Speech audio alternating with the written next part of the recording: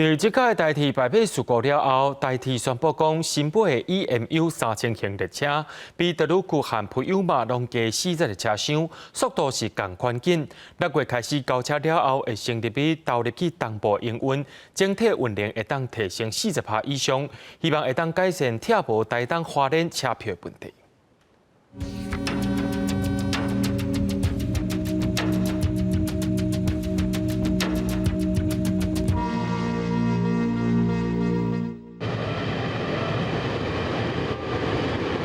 火车驶过台东关山段，唔仅入的稻仔田，四周围有山做伴，东部铁路的水就那像一幅山水图。台铁东部干线换山壁驶，换海环行，走比公路较紧。台北到台东上紧会当升2点多钟，不过一天才12班列车，所运65000人次。若车帮少，观光客多，铁无票对东部人来讲，早就是事常的代志。阮是生活伫这个所在，其他的来是来佚佗，所有的车帮应该都要伫个开放订票进前，花莲台东这个在地人买厝呢，才开放予其他的观光客。小心，小心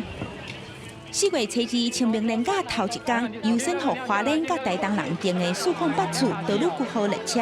那374位座位卖了了，佮卖120张的客票。原本11点多会到台东，想袂到煞伫咧9点28分，要驶入花莲清水磅空的时阵，去弄到工程车，49个人不幸过往，218个人轻重伤。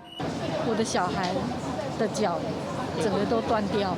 我有试图要把他们拉出来，可是没办法。因为买无位，郑小姐的后生查某囝甲翁婿只好徛，也拄好徛伫咧损害上严重的车头第8节车厢。罹难的2个囡仔拢是国立体育大学的学生，优秀的原住民青年。他们2个蛮贴心的。他每年都是自己开车的，只有今年他们是坐火车，结果就遇到这个问题。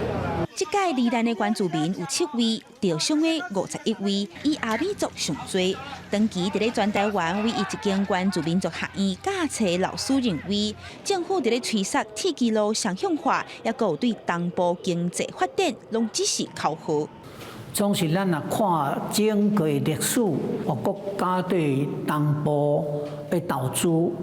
咱拢无看见新的策略，所以人拢爱往西部、北部、南部来发展。公路也是铁路来讲，嘛是发展了足慢的。过去苏花公路一直出事情，台铁真的非常非常少。台铁它选择的路线。再加上用隧道、用桥梁去克服这些问题，所以看起来好像很危险，但是其实真正运行上面来讲，它过去所发生的灾害真的并不多。